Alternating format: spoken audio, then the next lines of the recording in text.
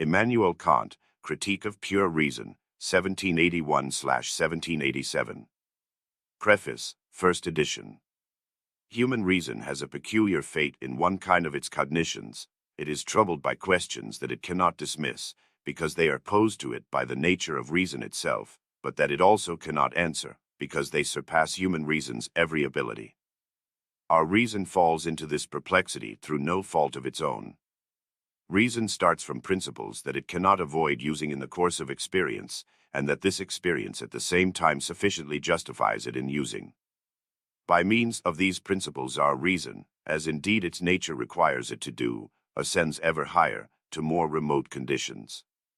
But it becomes aware that in this way, since the questions never cease, its task must remain forever uncompleted. Thus it finds itself compelled to resort to principles that go beyond all possible use in experience, and that nonetheless seem so little suspect that even common human reason agrees with them.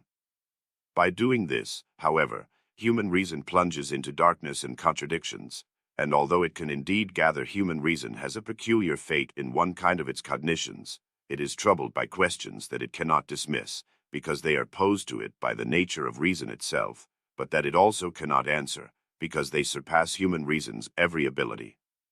Our reason falls into this perplexity through no fault of its own. Reason starts from principles that it cannot avoid using in the course of experience, and that this experience at the same time sufficiently justifies it in using. By means of these principles our reason, as indeed its nature requires it to do, ascends ever higher, to more remote conditions. But it becomes aware that in this way, since the questions never cease, its task must remain forever uncompleted. Thus it finds itself compelled to resort to principles that go beyond all possible use in experience, and that nonetheless seem so little suspect that even common human reason agrees with them. By doing this, however, human reason plunges into darkness and contradictions, and although it can indeed gather from these that they must be based on errors lying hidden somewhere, it is unable to discover these errors. For the principles that it employs go beyond the limits of all experience and hence no longer acknowledge any touchstone of experience. The combat arena of these endless conflicts is what we call metaphysics. The indifference that ultimately ensues, is evidently the effect, not of the heedlessness, but rather of the matured judgment of our age, which is no longer willing to be put off with illusory knowledge. And it is a call to reason to take on once again the most difficult of all its tasks, namely, that of self-cognition, and to set up a tribunal that will make reason secure in its rightful claims and will dismiss all baseless pretensions, not by fiat but in accordance with reason's eternal and immutable laws. This tribunal is none other than the critique of pure reason itself. By critique of pure reason, however, I do not mean a critique of books and systems, but I mean the critique of our faculty of reason as such, in regard to all cognitions after which reason may strive independently of all experience. Hence I mean by it the decision as to whether a metaphysics as such is possible or impossible, and the determination of its sources as well as its range and limits, all on the basis of principles. Now, this is the path, the only one that remained, which I have pursued, and I flatter myself to have found on it the elimination of all the errors that had thus far set reason, as used independently of experience, at variance with itself. I have certainly not evaded reason's questions, by pleading the incapacity of human reason. Rather, I have specified them exhaustively according to principles, and, upon discovering the locus of reason's disagreement with itself, have resolved them to its full satisfaction. To be sure, my answers to these questions have not turned out to be such as a raving dogmatist's thirst for knowledge might expect. Nothing but magical powers at which I am not adept could satisfy that kind of thirst for knowledge. Presumably, however, this was also not the aim of our reason's natural vocation.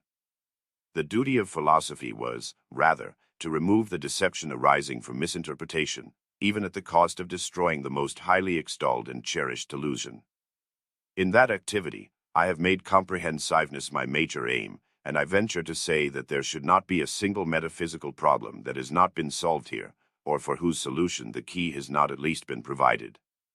In fact, pure reason is so perfect a unity that, if its principle were insufficient for the solution of even a single one of all the questions assigned to reason by its own nature, then we might just as well throw the principle away, for then we could not fully rely on its being adequate to any of the remaining questions either.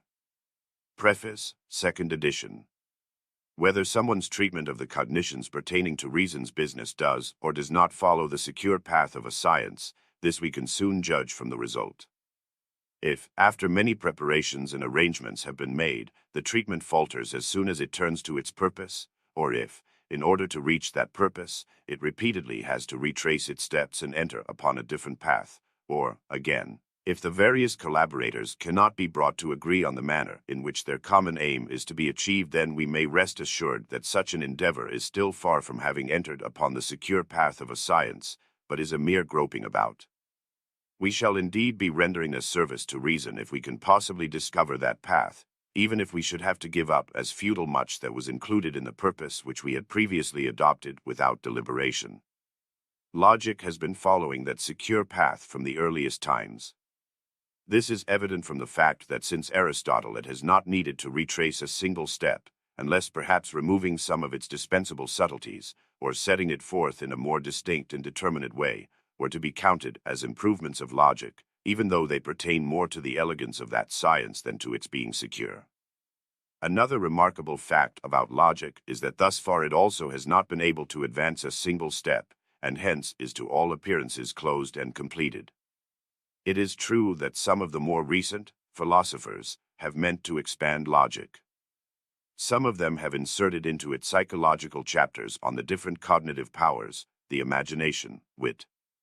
Others have inserted metaphysical chapters on the origin of cognition, or the origin of the different kinds of certainty according to the difference in the objects, i.e., chapters on idealism, skepticism, etc. Still others have inserted into logic anthropological chapters on prejudices, as well as their causes and remedies. But all these attempts to expand logic are the result of ignorance concerning the peculiar nature of this science. We do not augment sciences, but corrupt them if we allow their boundaries to overlap. But the boundary of logic is determined quite precisely by the fact that logic is a science that provides nothing but a comprehensive exposition and strict proof of the formal rules of all thought. Such thought may be a priori or empirical, may have any origin or object whatsoever, and may encounter in our minds obstacles that are accidental or natural. That logic has been so successful in following the secure path of a science is an advantage that it owes entirely to its limitations. They entitle it, even obligate it, to abstract from all objects of cognition and their differences. Hence in logic the understanding deals with nothing more than itself and its form. Reason naturally had to find it far more difficult to enter upon the secure path of science when dealing not just with itself, but also with objects. By the same token, logic is a propedeutic in forms, as it were, only the vestibule of the sciences, and when knowledge is at issue, while for the judging of such knowledge we do indeed presuppose a logic, yet for its acquisition we must look to what are called sciences properly and objectively. Now insofar as there is to be reason in these sciences, something in them must be cognized a priori. Moreover, reason's cognition can be referred to the object of that cognition in two ways, either in order merely to determine the object and its concept, which must be supplied from elsewhere, or in order to make it actual as well. The first is reason's theoretical, the second its practical cognition. In both cases the pure part, i.e., the part in which reason determines its object entirely a priori, must be set forth all by itself beforehand, no matter how much or how little it may contain. We must not mix with this part what comes from other sources. For we follow bad economic procedure if we blindly spend what comes in and are afterwards unable, when the procedure falters, to distinguish which part of the income can support the expenditure and which must be cut from it. 2. Sciences involving theoretical cognitions by reason are to determine their objects a priori. They are mathematics and physics. In mathematics this determination is to be entirely pure, in physics it is to be at least partly pure, but to some extent also in accordance with sources of cognition other than reason. Mathematics has been following the secure path of a science since the earliest times to which the history of human reason extends. It did so already among that admirable people, the Greeks. But we must not think that it was as easy for mathematics to hit upon that royal road or, rather, to build it on its own, as it was for logic, where reason deals only with itself. Rather, I believe that for a long time, above all, it was still so among the Egyptians, mathematics did no more than grope about, and that its transformation into a science was clue to a revolution brought about by the fortunate idea that occurred to one man during an experiment. From that time onward, the route that mathematics had to take could no longer be missed, and the secure path of a science had been entered upon and traced out for all time and to an infinite distance. This revolution in the way of thinking was much more important than the discovery of the passage around the celebrated Cape. Its history, and that of the fortunate man who brought this revolution about, is lost to us. But Diogenes Laertius always names the reputed discoverers of even the minutest elements of geometrical demonstration, elements that in ordinary people's judgment do not even stand in need of proof, and Diogenes hands down to us a story concerning the change that was brought about by the first indication of this new path's discovery. This story shows that the memory of this change must have seemed exceedingly important to mathematicians, and thus became indelible. When the isosceles triangle was first demonstrated, something dawned on the man who did so. He may have been called Thales, or by some other name. He found that what he needed to do was not to investigate what he saw in the figure, nor, for that matter, to investigate the mere concept of that figure, and to let that inform him, as it were, of the figure's properties. He found, rather, that he must bring out, by constructing the figure, the properties that the figure had by virtue of what he himself was, according to concepts, thinking into it a priori and exhibiting. And he found that in order for him to know anything a priori and with certainty about the figure, he must attribute to his thing nothing but what follows necessarily from what he has himself put into it in accordance with his concept. Natural science took much longer to hit upon the high road of science. For only about a century and a half have passed since the ingenious Bacon, Baron Berlam, made the proposal that partly prompted this road's discovery, and partly, insofar as some were already on the trail of this discovery, invigorated it further. This discovery, too, can be explained only by a sudden revolution in people's way of thinking. I shall here take natural science into consideration only insofar as it is founded on empirical principles. Something dawned on all investigators of nature when Galileo let balls, of a weight chosen by himself, roll down his inclined plane, or when Torricelli made the air carry a weight that he had judged beforehand to be equal to the weight of a water column known to him, or when, in more recent times, Stahl converted metals into calx and that in turn into metal, by withdrawing something from the metals and then restoring it to them. What all these investigators of nature comprehended was that reason has insight only into what it itself produces according to its own plan, and that reason must not allow nature by itself to keep it in leading strings, as it were, but reason must, using principles that underlie its judgments, proceed according to constant laws and compel nature to answer reason's own questions. For otherwise our observations, made without following any plan outlined in advance, are contingent, i.e., they have no coherence at all in terms of a necessary law, even though such a law is what reason seeks and requires. When approaching nature, reason must hold in one hand its principles, in terms of which alone concordant appearances can count as laws, and in the other hand the experiment that it has devised in terms of those principles.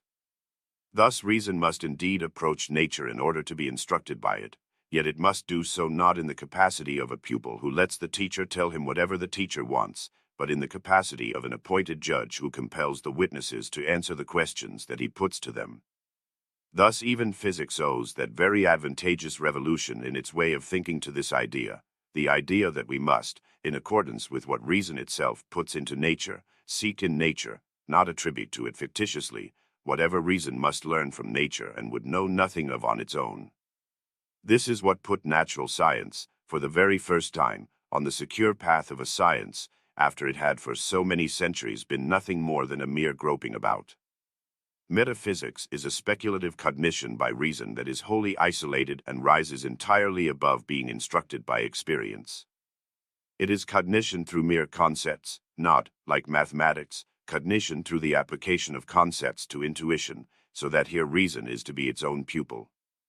But although metaphysics is older than all the other sciences, and would endure even if all the others were to be engulfed utterly in the abyss of an all-annihilating barbarism, fate thus far has not favored it to the point of enabling it to enter upon the secure path of a science.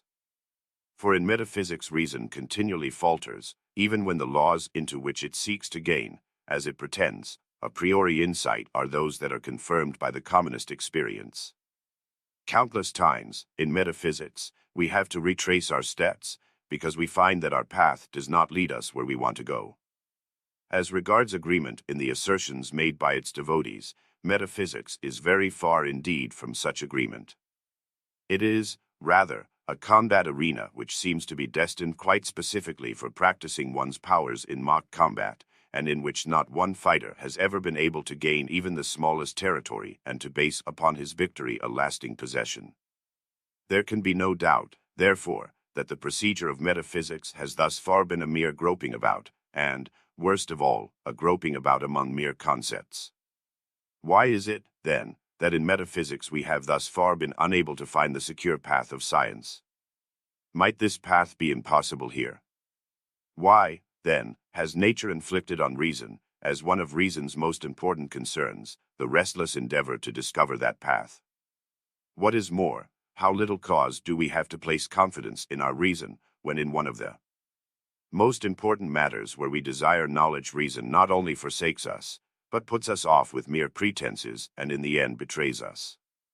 Or if we have only missed the path thus far, what indication do we have that if we renew our search, we may hope to be more fortunate than others have been before us? I would think that the examples of mathematics and natural science, which have become what they now are by a revolution accomplished all at once, are sufficiently remarkable to suggest that we should reflect on the essential component in that revolution, namely, the transformation of the way of thinking that became so advantageous for them, and as far as is permitted by the fact that they, as rational cognitions, are analogous to metaphysics, we should imitate them with regard to that transformation, at least by way of an experiment. Thus far it has been assumed that all our cognition must conform to objects. On that presupposition, however, all our attempts to establish something about them a priori, by means of concepts through which our cognition would be expanded, have come to nothing. Let us, therefore, try to find out whether we shall not make better progress in the problems of metaphysics if we assume that objects must conform to our cognition. This assumption already agrees better with the demanded possibility of an a priori cognition of objects, i.e., a cognition that is to ascertain something about them before they are given to us. The situation here is the same as was that of Copernicus when he first thought of explaining the motions of celestial bodies. Having found it difficult to make progress there when he assumed that the entire host of stars revolved around the spectator, he tried to find out whether he might not be more successful if he had the spectator revolve and the stars remain at rest. Now, we can try something similar in metaphysics with regard to our intuition of objects. If our intuition had to conform to the character of its objects, then I do not see how we could know anything a priori about that character. But I can quite readily conceive of this possibility if the object, as an object of the senses, conforms to the character of our faculty of intuition. However, if these intuitions are to become cognitions, I cannot remain with them but must refer them, as representations, to something or other as their object, and must determine this object by means of them. Since for this determination I require concepts, I must make one of two assumptions. I can assume that the concepts by means of which I bring about this determination likewise conform to the object, and in that case I am again in the same perplexity as to how I can know anything a priori about that object. Or else I assume that the objects, or what amounts to the same, the experience in which alone they, as objects that are given to us, can be cognized, conform to those concepts. On this latter assumption, I immediately see an easier way out. For experience is itself a way of cognizing for which I need the understanding. But the understanding has its rule, a rule that I must presuppose within me even before objects are given to me, and hence must presuppose a priori, and that rule is expressed in a priori concepts. Hence all objects of experience must necessarily conform to these concepts and agree with them. Afterwards, however, we must also consider objects insofar as they can merely be thought, though thought necessarily, but cannot at all be given in experience, at least not in the way in which reason thinks them. Our attempts to think these objects, for they must surely be thinkable, will afterwards provide us with a splendid touchstone of what we are adopting as the changed method in our way of thinking, namely, that all we cognize a priori about things is what we ourselves put into them.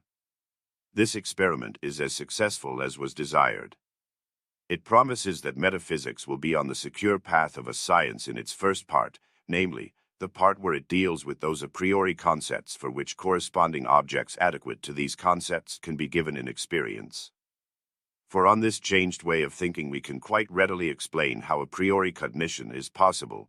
What is more, we can provide satisfactory proofs for the laws that lie a priori at the basis of nature considered as the sum of objects of experience. Neither of these accomplishments was possible on the kind of procedure used thus far. On the other hand, this deduction, provided in the first part of metaphysics, of our faculty of a priori cognition produces a disturbing result that seems highly detrimental to the whole purpose of metaphysics as dealt with in the second part, namely, that with this faculty to cognize a priori we shall never be able to go beyond the limits of possible experience, even though doing so is precisely the most essential concern of this science. Yet this very situation permits the experiment that will countercheck the truth of the result that we obtain from the first assessment of our a priori rational cognition, namely, that our rational cognition applies only to appearances, and leaves the thing in itself uncognized by us, even though actual per se.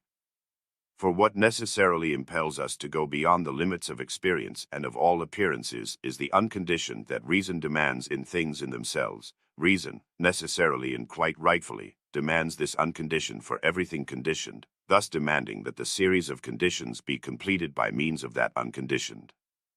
Suppose, now, we find that if we assume that our experiential cognition conforms to objects as things in themselves, the unconditioned cannot be thought at all without contradiction, yet that the contradiction vanishes if we assume that our representation of things, as these are given to us, does not conform to them as things in themselves, but that these objects are, rather, appearances that conform to our way of representing.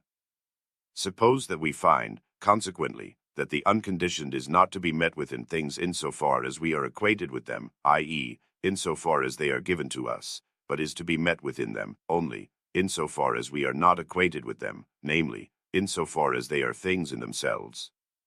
If this is what we find, it will show that what we assumed initially only by way of an experiment does in fact have a foundation. Now, once we have denied that speculative reason can make any progress in that realm of the supersensible, we still have an option available to us.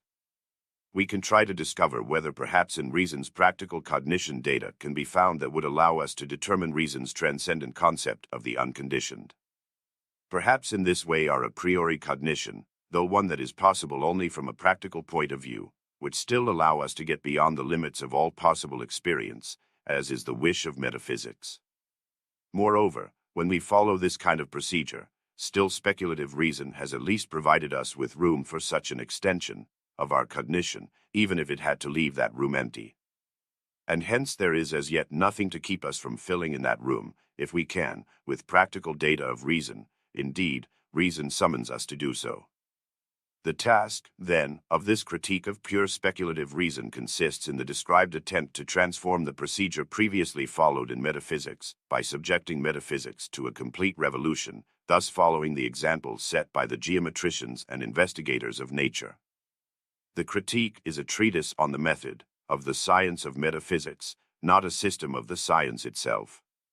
Yet it does set down the entire outline of metaphysics, including the limits of this science as well as its entire internal structure.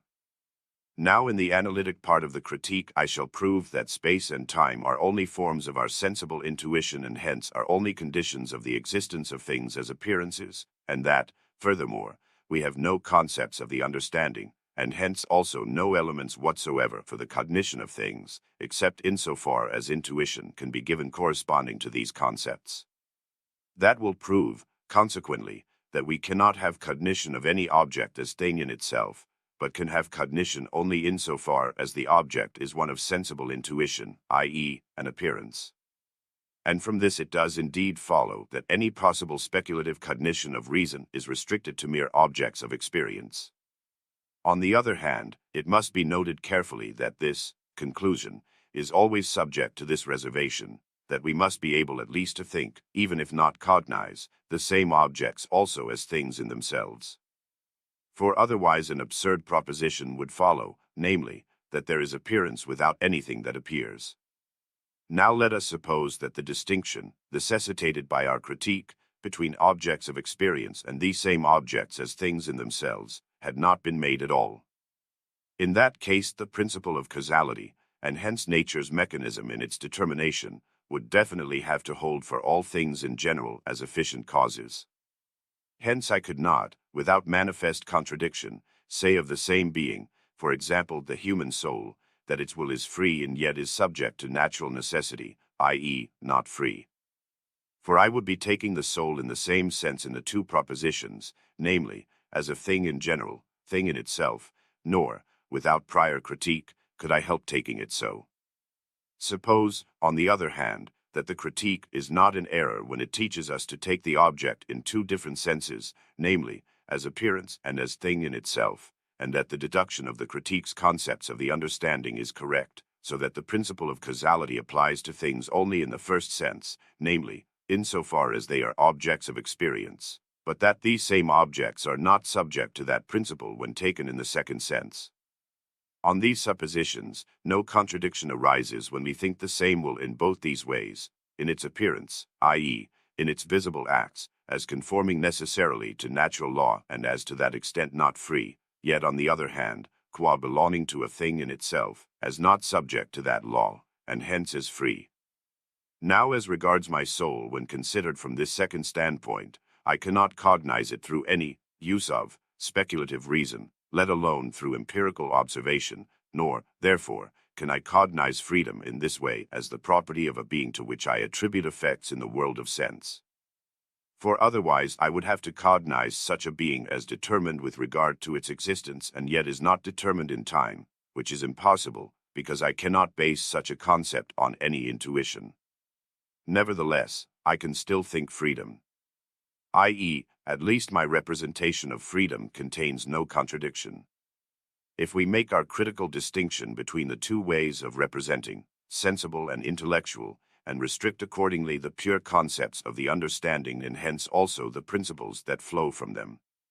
Now let us suppose that morality necessarily presupposes freedom, in the strictest sense, as a property of our will, for morality adduces a priori, as data of reason, original practical principles residing in reason, and these principles would be absolutely impossible without the presupposition of freedom. But then suppose that speculative reason had proved that freedom cannot be thought at all. In that case the moral presupposition would have to yield to the other supposition. For this other supposition, S opposite involves a manifest contradiction, whereas the opposite of freedom and morality involves no contradiction, unless freedom has already been presupposed.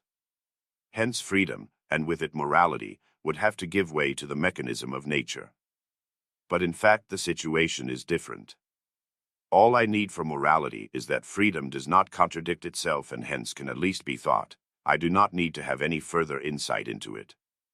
In other words, all I need is that freedom, in my act, puts no obstacle whatsoever in the way of the natural mechanism that governs the same act when taken in a different reference.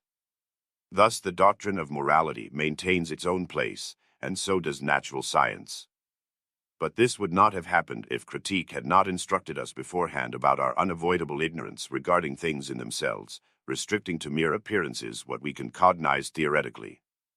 This same exposition of the positive benefit found in critical principles of pure reason can be produced again in regard to the concept of God and of the simple nature of our soul, but for the sake of brevity I shall omit it. Thus I cannot even assume God, freedom, and immortality, as I must, for the sake of the necessary practical use of my reason, if I do not at the same time deprive speculative reason of its pretensions to transcendent insight. For in order to reach God, freedom, and immortality, speculative reason must use principles that in fact extend merely to objects of possible experience, and when these principles are nonetheless applied to something that cannot be an object of experience, they actually do always transform it into an appearance, and thus they declare all practical extension of reason to be impossible. I therefore had to deny knowledge in order to make room for faith. And the true source of all the lack of faith which conflicts with morality, and which is always highly dogmatic, is dogmatism in metaphysics, i.e., the prejudice according to which we can make progress in metaphysics without a critique of pure reason. Introduction. Section 4. On the distinction between analytic and synthetic judgments. In all judgments in which we think the relation of a subject to the predicate, I here consider affirmative judgments only, because the application to negative judgments afterwards is easy. This relation is possible in two ways. Either the predicate B belongs to the subject A as something that is, covertly, contained in this concept A, or B, though connected with concept A, lies quite outside it. In the first case, I call the judgment analytic, in the second, synthetic. Hence, affirmative, analytic judgments are those in which the predicate's connection with the subject is thought by identity, whereas those judgments in which this connection is not thought with identity are to be called synthetic. Analytic judgments could also be called explicative, for they do not add anything to the concept of the subject through the predicate. Rather, they only dissect the concept, breaking it up into its component concepts which had already been thought in it, although thought confusedly.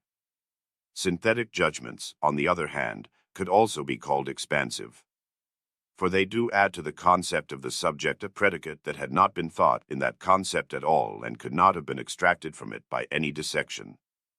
For example, if I say, all bodies are extended, then this is an analytic judgment. For I do not need to go beyond the concept that I link with the word body in order to find that extension is connected with it. All I need to do in order to find this predicate in the concept is to dissect the concept, i.e., become conscious of the manifold that I always think in it. Hence the judgment is analytic. By contrast, if I say, all bodies are heavy, then the predicate is something quite different from what I think in the mere concept of a body as such. Hence adding such a predicate yields a synthetic judgment. Experiential judgments, as such, are one and all synthetic. For to base an analytic judgment on experience would be absurd, because in its case I can formulate my judgment without going outside my concept, and hence do not need for it any testimony of experience. Thus the analytic proposition that bodies are extended is one that holds a priori and is not an experiential judgment. For before I turn to experience, I already have in the concept of body all the conditions required for my judgment. I have only to extract from it, in accordance with the principle of contradiction, the predicate of extension. In doing so, I can at the same time become conscious of the judgment's necessity, of which experience would not even inform me. On the other hand, though in the concept of a body as such I do not at all include the predicate of heaviness, yet the concept designates an object of experience by means of part of this experience. Hence I can, synthetically, add to this part further parts of the same experience, in addition to those that belong to the concept of a body as such. I can begin by cognizing the concept of a body analytically through the characteristics of extension, impenetrability, shape, etc., all of which are thought in this concept. But then I expand my cognition. By looking back to the experience from which I have abstracted this concept of body, I also find heaviness to be always connected with the above characteristics, and so I add it, as a predicate, to that concept synthetically. Hence experience is what makes possible the synthesis of the predicate of heaviness with the concept of body. For although neither of the two concepts is contained in the other, yet they belong to each other, though only contingently, as parts of a whole. That whole is experience, which is itself a synthetic combination of intuitions. In synthetic judgments that are a priori, however, this remedy is entirely lacking.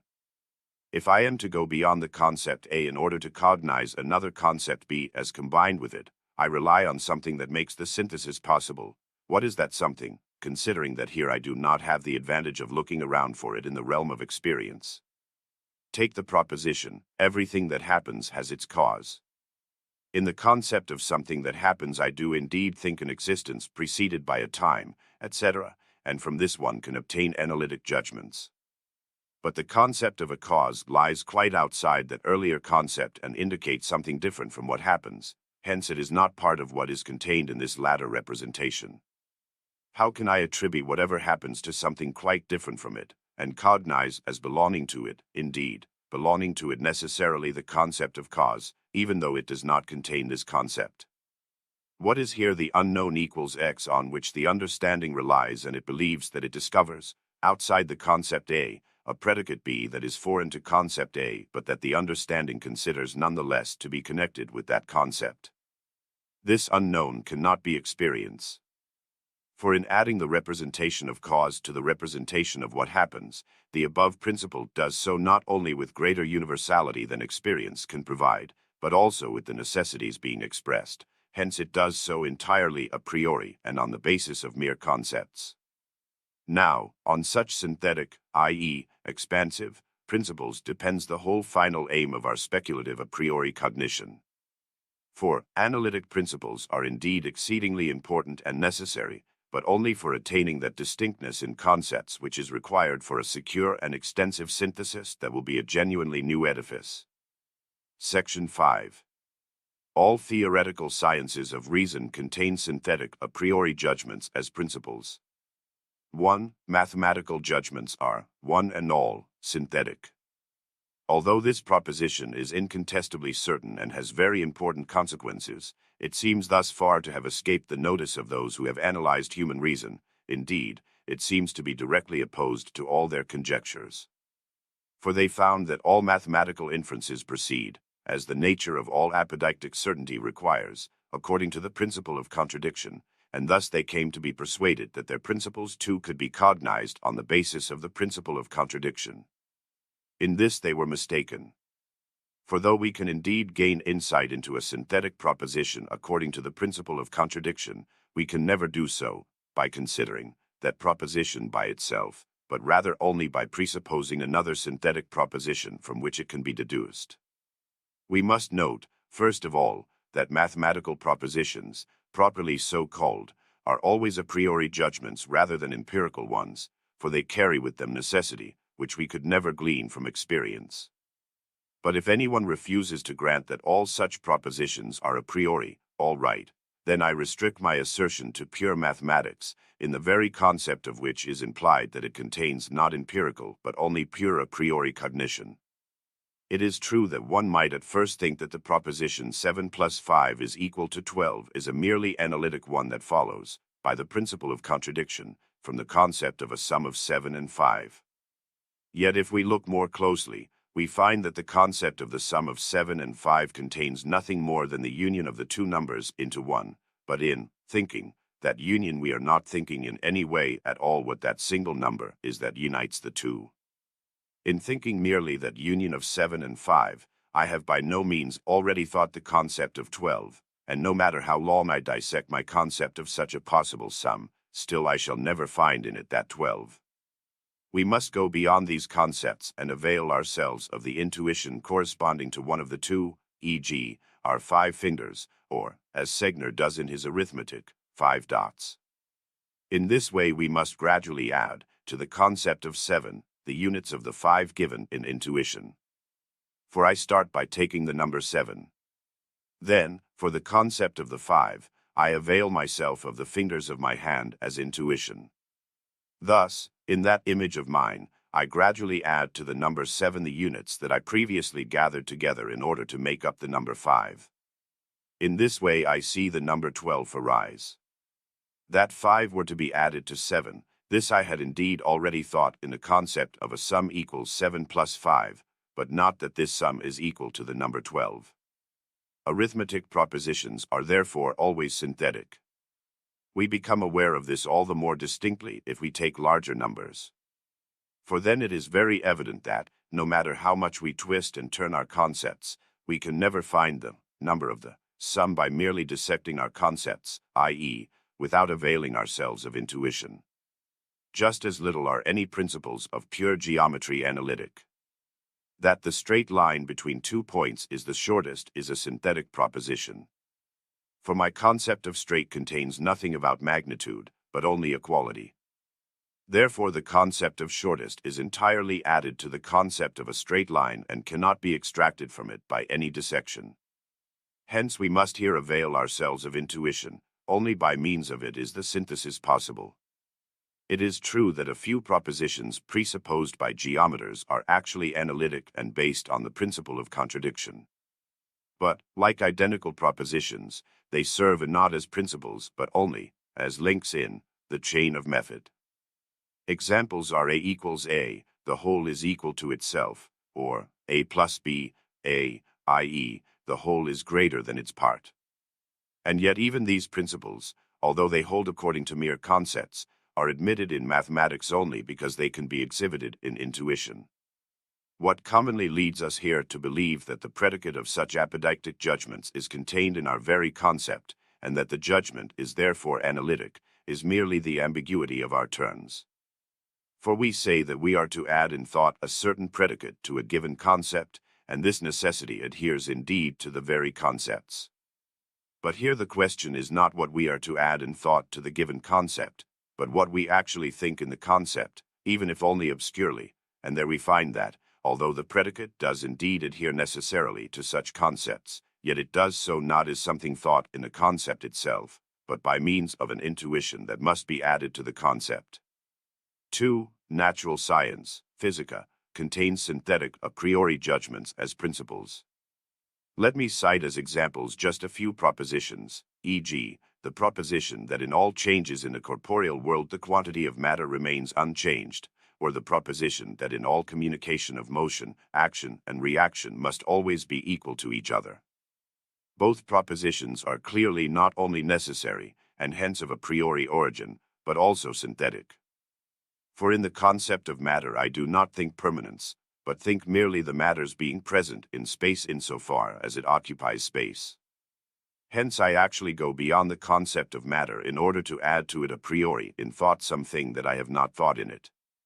Hence the proposition is thought not analytically but synthetically and yet a priori, and the same occurs in the remaining propositions of the pure part of natural science. 3. Metaphysics is to contain synthetic a priori cognitions. This holds even if metaphysics is viewed as a science that thus far has merely been attempted, but that because of the nature of human reason is nonetheless indispensable. Metaphysics is not at all concerned merely to dissect concepts of things that we frame a priori, and thereby to explicate them analytically. Rather, in metaphysics we want to expand our a priori cognition. In order to do this, we must use principles which go beyond the given concept and which add to it something that was not contained in it, and, by means of such synthetic a priori judgments, we must presumably go so far beyond such concepts that even experience can no longer follow us, as in the proposition, the world must have a first beginning, and others like that. And hence metaphysics consists, at least in terms of its purpose, of nothing but synthetic a priori propositions. Section 6. The general problem of pure reason much is gained already when we can bring a multitude of inquiries under the formula of a single problem. For we thereby facilitate not only our own business by defining it precisely, but also, for any one else who wants to examine it, the judgment as to whether or not we have carried out our project adequately. Now the proper problem of pure reason is contained in this question. How are synthetic judgments possible a priori? That metaphysics has thus far remained in such a shaky state of uncertainty and contradictions is attributable to a sole cause, the fact that this problem, and perhaps even the distinction between analytic and synthetic judgments, has not previously occurred to anyone. Whether metaphysics stands or falls depends on the solution of this problem, or on an adequate proof that the possibility which metaphysics demands to see explained does not exist at all. David Hume at least came closer to this problem than any other philosopher. Yet he did not think of it nearly determinately enough and in its universality, but merely remained with the synthetic proposition about the connection of an effect with its causes, principium causalitatis. He believed he had discovered that such a proposition is quite impossible a priori. Thus, according to his conclusions, everything that we call metaphysics would amount to no more than the delusion of a supposed rational insight into what in fact is merely borrowed from experience and has, through habit, acquired the illusion of necessity. This assertion, which destroys all pure philosophy, would never have entered Hume's mind if he had envisaged our problem in its universality. For he would then have seen that by his argument there could be no pure mathematics either, since it certainly does contain synthetic a priori propositions, and from such an assertion his good sense would surely have saved him. In solving the above problem we solve at the same time another one, concerning the possibility of the use of pure reason in establishing and carrying out all sciences that contain theoretical a priori cognition of objects, i.e., we also answer these questions. How is pure mathematics possible? How is pure natural science possible? Since these sciences actually exist, it is surely proper for us to ask how they are possible, for that they must be possible is proved by their being actual. As regards metaphysics, however, everyone is justified in doubting its possibility. Its progress thus far has been poor, and thus far not a single metaphysics has been put forth of which we can say, as far as the essential purpose of metaphysics is concerned, that it is actually present. Yet in a certain sense this kind of cognition must likewise be regarded as given, and although metaphysics is not actual as a science, yet it is actual as a natural predisposition, i.e., as a metaphysica naturalis. For human reason, impelled by its own need rather than moved by the mere vanity of gaining a lot of knowledge, proceeds irresistibly to such questions as cannot be answered by any experiential use of reason in any principles taken from such use. And thus all human beings, once their reason has expanded to the point where it can speculate, actually have always had in them, and always will have in them, some metaphysics. Now concerning it, too, there is this question. How is metaphysics as a natural predisposition possible? I.e., how, from the nature of universal human reason, do the questions arise that pure reason poses to itself and is impelled, by its own need, to answer as best it can? Thus far, however, all attempts to answer these natural questions, e.g., whether the world has a beginning or has been there from eternity, etc., have met with unavoidable contradictions. Hence we cannot rest content with our mere natural predisposition for metaphysics, i.e., our faculty of pure reason itself, even though some metaphysics or other, whatever one it might be, always arises from it. Rather, it must be possible, by means of this predisposition, to attain certainty either concerning our knowledge or lack of knowledge of the objects of metaphysics, i.e., either concerning a decision about the objects that its questions deal with, or certainty concerning the ability or inability of reason to make judgments about these objects. In other words, it must be possible to expand our pure reason in a reliable way or to set limits for it that are determinate and safe. This last question, which bows from the general problem above, may rightly be stated thus. How is metaphysics as science possible? Ultimately, therefore, a critique of reason leads necessarily to science, the dogmatic use of pure reason without critique, on the other hand, to baseless assertions that can always be opposed by others that seem equally plausible, and hence to skepticism. This science, moreover, cannot be overly or forbiddingly voluminous. For it deals not with objects of reason, which are infinitely diverse, but merely with itself, that is with problems that issue entirely from its own womb. They are posed to it not by the nature of things distinct from it, but by its own nature. And thus, once it has become completely acquainted with its own ability regarding the objects that it may encounter in experience, reason must find it easy to determine, completely and safely, the range and the limits of its use, when attempted beyond all limits of experience. Hence all attempts that have been made thus far to bring a metaphysics about dogmatically can and must be regarded as if they had never occurred. For whatever is analytic in one metaphysics or another, i.e., is the mere dissection of concepts residing a priori in our reason, is only a set-up for metaphysics proper, and is not yet its purpose at all. That purpose is to expand our a priori cognition synthetically, and for this purpose the dissection of reason's a priori concepts is useless. For it shows merely what is contained in these concepts. It does not show how we arrive at such concepts a priori, so that we could then also determine the valid use of such concepts in regard to the objects of all cognition generally. Nor do we need much self-denial to give up all these claims, for every metaphysics put forth thus far has long since been deprived of its reputation by the fact that it gave rise to undeniable, and in the dogmatic procedure, indeed unavoidable, contradictions of reason with itself. A different treatment, completely opposite to the one used thus far, must be given to metaphysics, a science indispensable to human reason, whose every new shoot can indeed be lopped off, but whose root cannot be eradicated. We shall need more perseverance in order to keep from being deterred, either from within by the difficulty of this science, or from without by people's resistance to it, from thus finally bringing it to a prosperous and fruitful growth. Section 7. Idea and division of a special science under the name of critique of pure reason. From all of the above we arrive at the idea of a special science that may be called the critique of pure reason. For reason is the faculty that provides us with the principles of a priori cognition. Hence pure reason is that reason which contains the principles for cognizing something absolutely a priori. An organon of pure reason would be the sum of those principles by which all pure a priori cognitions can be acquired and actually brought about. Comprehensive application of such an organon would furnish us with a system of pure reason. Such a system, however, is a tall order, and it remains to be seen whether indeed an expansion of our cognition is possible here at all, and in what cases it is possible. Hence a science that merely judges pure reason, its sources, and its bounds may be regarded as the propedeutic to the system of pure reason. Such a propedeutic would have to be called not a doctrine, but only a critique of pure reason. Its benefit, in regard to speculation, would actually only be negative.